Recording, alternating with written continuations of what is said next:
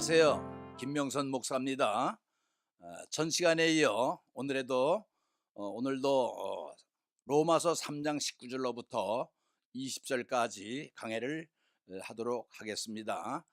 본문 말씀은 19절에서 20절 두 절밖에 되질 않네요. 자, 오늘은 어떤 말씀을 통해서 우리가 은혜를 받을까요? 오늘 본문 말씀을 보니까 이렇게 되어 있습니다. 우리가 알거니와 무릇 율법이 말하는 바는 율법 아래 있는 자들에게 말하는 것이니 이는 모든 입을 막고 온 세상으로 하나님의 심판 아래 있게 하려 함이라. 그러므로 율법의 행위로 그의 앞에 의롭다 하심을 얻을 육체가 없나니 율법으로는 죄를 깨달음이니라. 19절과 20절인데 오늘 이 본문 말씀에는 굉장히 중요한 말씀이 포함되어 있습니다. 우리 차례차례 어떤 말씀인가 한번 살펴보면서 배우도록 하겠습니다.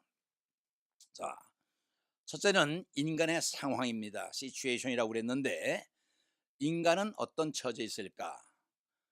전 시간에 이어 똑같은 말씀입니다만은 이방인이나 유대인들은 모두 죄 아래 있다고 하는 것이죠. 왜요? 타락을 했으니까. 그걸 전적 부패라고 그랬습니다. 전적 타락이라고 그랬죠. 신학적으로 칼빈이 얘기했다고 지난 시간에 말씀을 드렸습니다. 이방인이나 유대인들은 모두 죄 아래 있다. 그럼 여러분이 지난 시간에 지적했듯이 이방인이나 유대인들만 죄 아래 있는 것이 아니라 여기서 이방인이나 유대인들은 인류 전체를 얘기하는 것입니다. 다시 말하면 인간 모두는 죄 아래 있다, 이렇게 이해하고 계시면 되겠습니다. 저들은 모두 죄성에 대해 변명할 여지가 없다. 죄에 감염되어 있기 때문에, 아니 죄 아래 있기 때문에, 다 죄인이기 때문에 어떻게 변명할 여지가 없다고 하는 것입니다. 따라서 모든 세상 사람들은 하나님의 심판 앞에 있다. 그렇죠? 죄를 지었으면 죄를 지은 것으로 끝나는 것이 아니라 반드시 그 죄는 심판받게 돼 있다고 하는 것입니다. 무서운 거지요. 그래서 칼빈이 바로 이런 말을 했고 고데트라고 하는 신학자가 이런 말씀을 그렇게 했습니다. 모든 사람들은 죄인이기 때문에 심판 아래 있다고 하는 것입니다.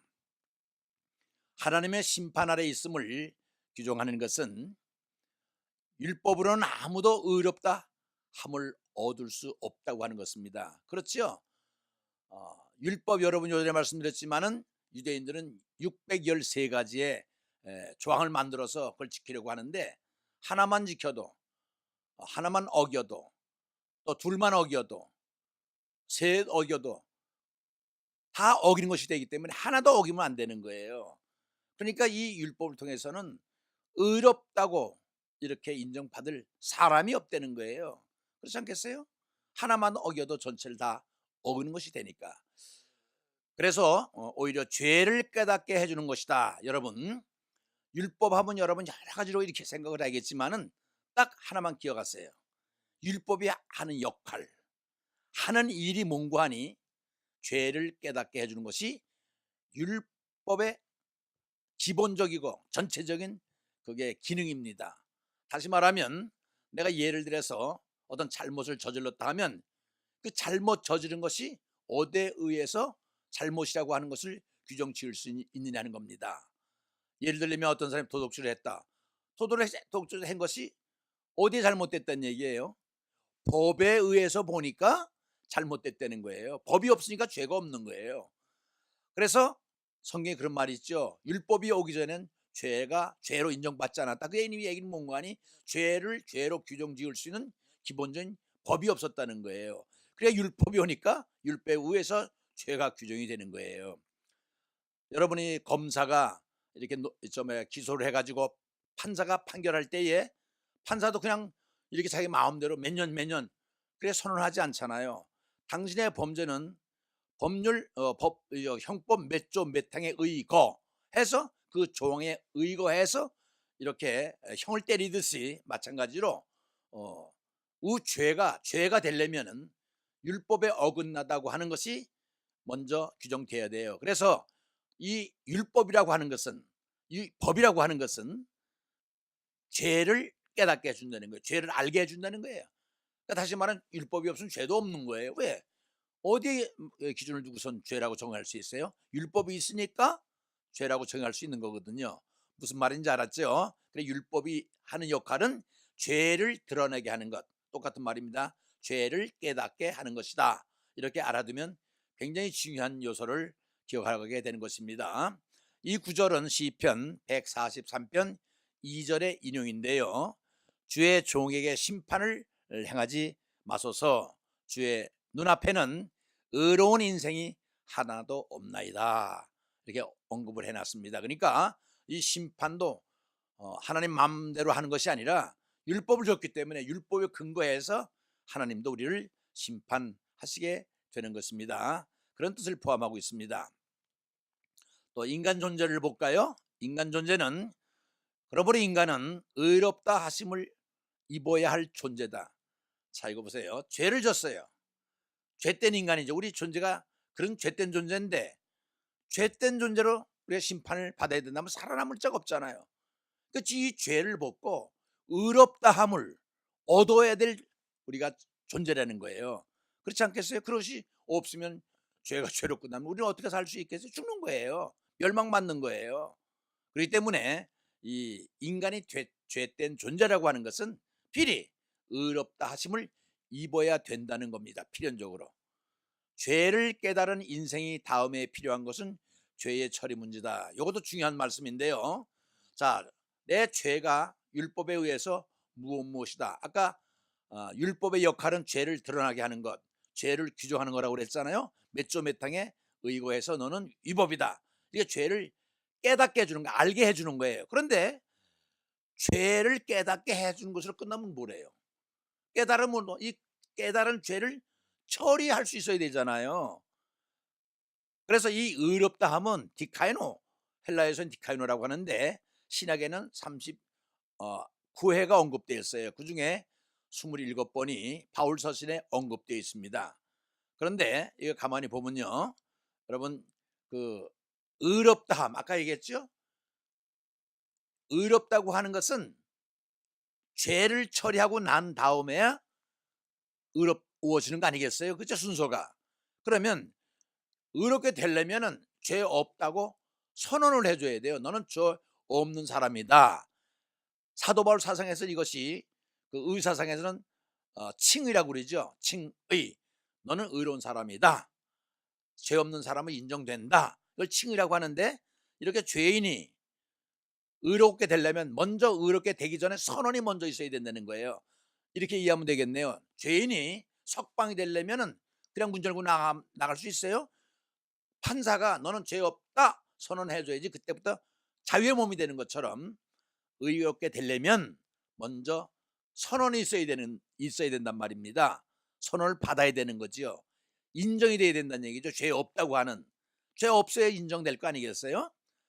선언 받으려면 의롭게 되는 것이 전제되어야 되고, 다시 말하면 의롭게 되기 위해서는 선언이 앞서게 되고, 또 의롭게 됨이 전제되려면 죄의 문제를 먼저 처리해야 된다. 이 순서 이렇게 정리하세요. 죄인이에요. 이 죄를 율법이 깨닫게 해줬잖아요. 내가 죄인이라고 율법 역할이 드러나게 하니까. 그럼 이 죄를 처리해야 된다면, 그렇죠? 처리하게 되려면 이 죄를 처리가 돼야지 선언이 되고, 선언 다음에 자유롭게 의인이 된다는 거예요. 그런데 죄 처리는 누가 해요? 이것 굉장히 중요합니다. 자, 죄인이 의롭다고 선언을 통해서 의롭게 되려면 이 죄가 처리돼야 되나? 죄가 누가 처리를 해요? 이 죄를 누가 처리하는 거니? 바로 믿음이 처리한다는 것입니다. 그래서 여러분, 나중에 말씀드리겠지만은 다음 시간 굉장히 중요합니다. 왜 중요한 거니? 다음에 본격적으로 하나님의 의사상이 거기서 나란히 나오게 돼 있어요. 사도 바울의 책이 27권 가운데 13권이라고 그랬죠. 13권의 책 가운데에 가장 중요한 기독교 교리를 안고 있는 것이 로마서라고 그랬어요. 로마서 16장 가운데 가장 중요한 의사상이 다음 주에 나옵니다. 한 줄로 나와요. 엄청나게 중요한데 바로 이 죄를 처리하는 것이 누가 하는 거니? 믿음이 하는 거예요. 그것을 구원의 방정시라고 얘기했죠. 하나님의 의가 와서 사람으로부터 믿음을 만나. 여기서 의미가 되는 거예요. 하나님의 의는 의로서 그렇게 큰 의미가 없어요. 이것이 사람의 통해서 믿음과 만날 때 그것이 칭의가 되는 거거든요. 그래서 선언 받으려면 의롭게 되는 것이 전제되어야 하고, 또 의롭게 됨이 전제되려면 죄의 문제를 처리해야 되고, 이 죄 처리는 누가 해요? 처리는 믿음이 합니다. 이 믿음이 그만큼 중요해요. 그래서 기독교에서 믿음 하는 얘기가, 죄를 처리하는 건 믿음밖에 없어요. 세 번째, 율법의 행위라는 말은 로마서와 갈라디아에서 자주 보이는 바울이 전문으로 쓰는 용어지요. 율법의 행위로는 구원받을 수가 없다. 율법의 행위 많이 얘기를 하는데, 이 율법의 행위라고 하는 것은 믿음과 상대되는 거지요. 율법 행위와 믿음. 지난 시간에 그것도 얘기했죠. 행위와 믿음. 이건 동전의 양면성과 같다고 그랬어요. 그렇죠? 믿음은 행위와 함께 일하고, 그렇죠?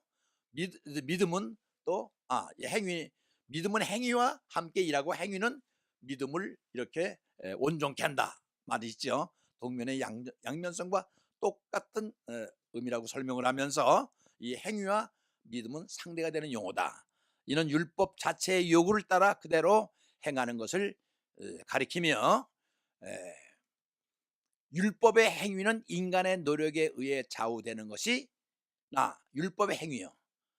행위는 인간의 노력에 의해서 할 수 있다는 얘기예요. 그러나 믿음은 전적으로 성령의 역사에 하느냐 안 하느냐에 달렸다는 겁니다. 다시요, 행위는 인간의 노력에 의해서 될 수 있어요. 그런데 믿음은 내가 갖는 것 같지 않지만 하나님께서 주셔야 돼요. 그래서 성령의 역사에 의해서 믿음이 좌우된다는 얘기입니다. 아셨죠? 다르죠? 율법은 인간에게서 나오지만 믿음은 알고 보면 하나님에게서 나온다고 볼 수 있어요. 그러므로 의롭다 인정받는 유일한 길은 믿음뿐이다. 믿음은 하나님과 연합하는 것이다. 이게 얘기 뭐냐면, 아까 하나님의 의가 오잖아요. 하나님 편에서 오는 거, 다음 주에 설명하겠습니다만 from God이라고 그래요. 하나님으로부터 와요. 근데 이 의미가, 이 하나님의 의가 진정한 의미를 가지려면 믿음과 만나야 돼요. 하나님 편에서 오는 의와 사람이 고백하는 믿음을 만날 때에, 만나는 게 뭐예요? 여기서 연합이라고 표현한 거예요. United. 그렇죠? 홀로가 아니라 믿음은 하나님과 의가 만날 때 비로소 의미를 갖게 되는 거예요. 그래서 하나님과 연합하면은 믿음이 필수다. 그래서 만나게 되니까, 이거 없으면 만날 수가 없잖아요. 만날 때 이 의가 비로소 효력을 발생한다는 얘기입니다. 그것은 그의 속성인 의를 부여받는 것이다. 빈센트라고 얘기해. 무슨 말인 거니? 하나님의 의가 사람의 믿음을 만나면 당연히 믿음이 하나님의 의 속에 포함되기 때문에, 그죠? 속성인 의를 부여받는 것, 또는 하나가 되는 것, 연합하는 것, 같은 의미가 되겠습니다. 자, 율법의 역할 볼까요? 아까 설명했어요. 역할은요, 딴 거 없어요. 율법의 역할은 뭐예요? 율법의 임무는 사람을 의롭게 함에 있지 않다고 그랬어요. 이 율법의 역할은요, 죄를 깨닫게 해주는 거예요. 드러나게 하는 거예요. 너의 도둑질은 형법 몇 조 몇 항이다. 그렇죠? 잘못하는 것을 딱 거울에 비춰 드러나듯이 율법의 역할은 죄를 깨닫게 해주는 거예요. 그러니까 율법이 탁 하면 죄가 다 드러나는 거예요. 율법이 안 가면 죄가 안 드러나요. 그럼 죄가 없는, 심판이 없는 거죠. 그거는. 율법은 두 가지의 깨달음을 준다. 이것도 중요해요. 그럼 율법이 죄를 깨닫게 해준다고 그랬죠? 깨닫게 해주는데 두 가지입니다. 꼭 기억하셔야 돼요. 뭘 깨닫게 해주냐면, 보세요. 첫째, 인간이 죄 아래 있는 죄를 깨닫게 해줘요. 아까 말씀했잖아요. 율법이 없으면 죄가 죄로 인정받지 않는데, 율법이 있기 때문에 내가 죄인이라고 하는 것을 이걸 깨닫게 해줘요. 얼마나 중요해요. 율법이 없으면 내가 죄인이 아니에요. 율법이 오니까 내가 죄를 깨달은 거죠. 왜? 거기 드러나니까. 몇 조 몇 항에 너는 잘못했다. 이웃의 것을 탐냈다. 어? 너는 우상을 섬겼다. 그것이 죄다. 이렇게 드러내 주니까 내가 죄가 드러나는 것이지, 없으면 없는 거예요. 그래서 죄를 깨닫게 해준 것이 율법의 첫째 역할이고요. 두 번째는요. 자, 깨달으면 뭘 해요? 어떻게 해요? 복음을 통해 구원에 이르는 진리의 필요성을 깨닫게 해준다. 이게 뭔가 아니? 죄를 깨달았으면 어떻게 처리가 돼야 돼? 아하, 내 죄인이었으면 여기서 끝나지 않고 어떻게 처리하는 길을 보여줘야 되는데, 방법을 보여준다는 거예요. 그럼 뭐가 필요하다? 복음이 필요한 것을 이 율법이 깨닫게 해주는 거예요. 이거 얼마나 중요합니까? 그렇죠? 죄를 깨닫게 하는 것도 중요하지만 이 죄를 처리할 수 있는 방법은 복음밖에 없구나, 그 길밖에 없구나 하는 것을 나아가는 출구를 이렇게 가르쳐 주는 거예요. 이 두 가지 깨닫게 해주는 거, 복음의 필요성이 뭐예요? 내 죄를 처리할 수 있는 방법이 그 길을 가르쳐 준다는 거예요. 이해되셨어요? 이것이 분명히 구분이 안 되니까 로마서가 어렵다, 구원의 도리가 어렵다고 하는데, 알고 보면은 여러분 1차 방정식이나 2차 방정식, 여러분 근해 공식 알면요 통 나와요. 근데 이 근해 공식을 모르면 이 x값이 안 나오는 거예요. y equal ax 자승 플러스 bx c, 이 기본에서 근해 공식 여러분 다 아시죠? x는 equal 2a 분의 b 플러스 마이너스 루트 4 b 자승 마이너스 4ac, 이게 여러분 중고등학교 때 배운 근해 공식 아닙니까? 마찬가지로 요래 율법과 드러나는 죄와 요걸 분명히 알지 못하면 구원이 풀리지가 않아요. 첫째는 인간이 죄 아래 있다는 죄를 깨닫게 하며, 아까 설명했고, 두 번째는 복음을 통해 구원에 이르는 진리의 필요를 깨닫게 해준다. 이 두 가지. 그런데 율법은 죄를 깨닫게 해줄 뿐, 그거지. 율법은 죄를 깨닫게 해줄 뿐, 그 죄를 처리해 주질 못해. 이건 얘 역할은 죄만 드러나게 해주는 거예요. 넌 죄인이다는 것을 요거 다 가르쳐 줄 뿐, 처리는 못해. 얘는요, 능력이 없어요, 율법은. 그러나 복음은 그 드러난 죄를 말끔하게 처리해 준다. 여러분 굉장히 재밌죠? 율법은 죄를 드러나게 해주는데 처리를 못해요, 죄를. 그런데 이 복음은 죄를 처리해 줘요. 그러니 율법은 복음이 필요하고 복음은 율법이 필요해요. 이 둘이 떨어지면 안 돼요. 원이 있으면 결과가 있듯이, 그렇죠? 이 죄가 없으면 이 복음이 할 일이 없는 거예요. 처리해 줘야 되는데 뭘 처리해 줘요? 죄가 없다면. 또 복음이 없다면 죄는 늘어났는데 처리를 못하면 이것도 있으나 마나하네. 그래, 이 둘은요 굉장히 중요한 걸 사도 바울은 지금 이 율법과 복음의 관계를 설명해요. 이 드러난 죄를 복음이 말끔하게 해준다. 그러니 이 둘 관계는요 뗄래야 뗄 수가 없어요.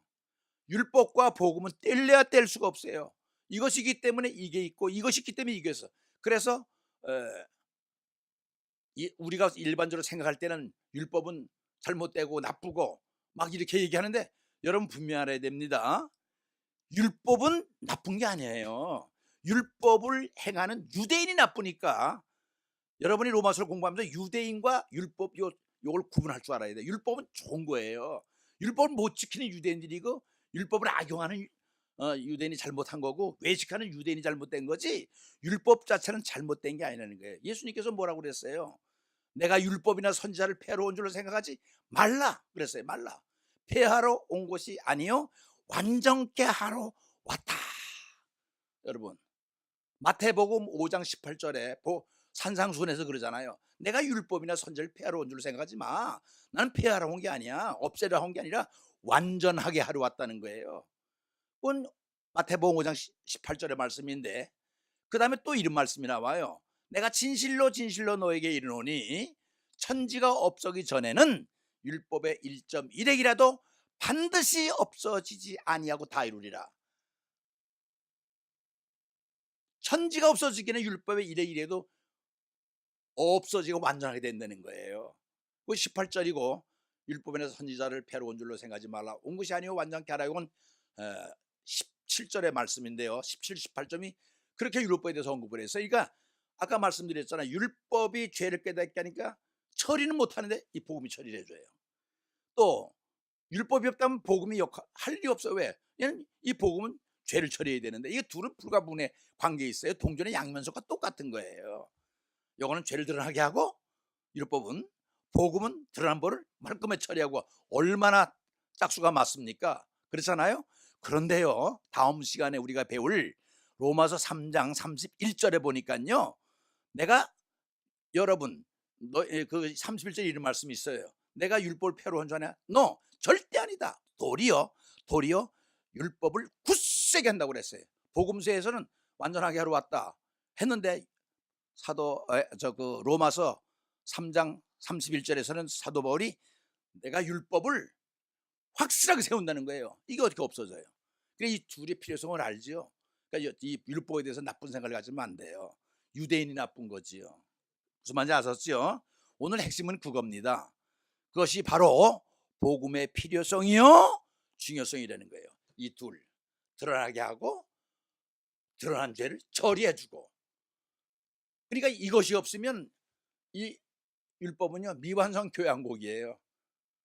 완전할 수가 없어요. 절름발이에요. 근데 이거 이렇게 되면 율법이 없으면 복음을 할 일이 없어요. 왜? 이 복음의 전문은 죄를 처리하는 건데. 이제 이해되셨어요? 이 둘 관계를 여러분 분명히 기억하시고 확실히 알고 계셔야 돼요. 율법이 얼마나 중요해요.